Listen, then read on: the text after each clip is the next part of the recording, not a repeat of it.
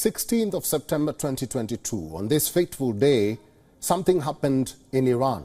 22-year-old Mahsa Amini's custodial death snowballed into a nationwide uprising. Some called it a revolution. Revolution against the curtailment of women's rights and freedom in the country. A year has went by since the Iran regime saw its biggest challenge in years. Let's go through what all happened in this 1 year. September 13th, 2022, that's the day when Iran's so-called morality police arrested the 22-year-old Mahsa Amini for not wearing a hijab. Lesser is known what happened during the next 3 days, but Amini died in custody on September 16th.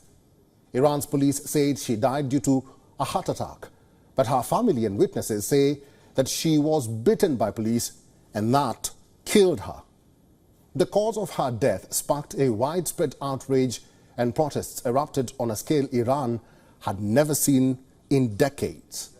On September 22nd, President Ibrahim Raisi, though showed sympathy towards Amini, he said, "Act of chaos is unacceptable."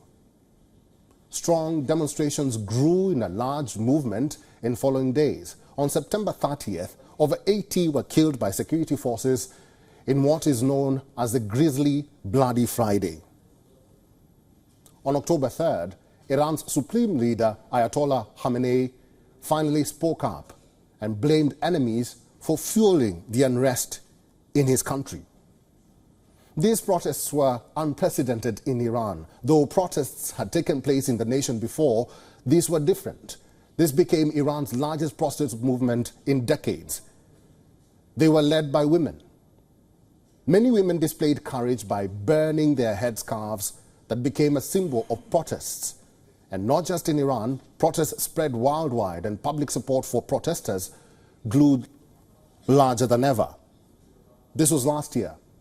Now let's talk about the brutal crackdown that the Iranian regime unleashed on the demonstrators. Talking in numbers, Iran's police force have killed over 500, including 71 minors since Amini's death. 16 protesters have been killed only in the last week. Nearly 20,000 have been detained so far. While 7 protesters have been executed, one of them being publicly changed from that time of change from crane. So what has changed in Iran after 1 year of protests? Well, morality police largely vanished from the streets after Mahsa Amini's death. However, digital surveillance has returned to the streets after months of protests. Ahead of the protest anniversary, authorities in Iran started mulling over making hijab laws even stricter in the country. They are considering a bill to impose harsher punishments for those flouting hijab rules, like increasing jail time. What we know now is proposed law also includes use of AI to identify women in breach of the dress code. And actually, women police force are wreaking havoc in Iran. With more repression, resistance also continues worldwide in support of protesters. Security has beefed up in Iran ahead of Mahsa Amini's anniversary, as many are gathering to reignite demonstrations. Protests continue in Iran and also across the world. These visuals show how artists worldwide are paying tribute to Mahsa Amini. Meanwhile, US, UK, Canada have all issued new sanctions on Iran.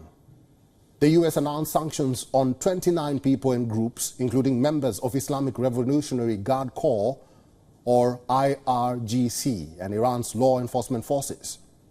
Britain has sanctioned decision makers enforcing Tehran's mandatory hijab law, including Iran's Minister for Culture and Islamic Guidance. While Canada sanctioned 6 individuals, including members of IRGC and Supreme Council for Cultural Revolution. So this is what has happened over the past 1 year as we mark Mahsa Amini's death. WION is now available in your country. Download the app now and get all the news on the move.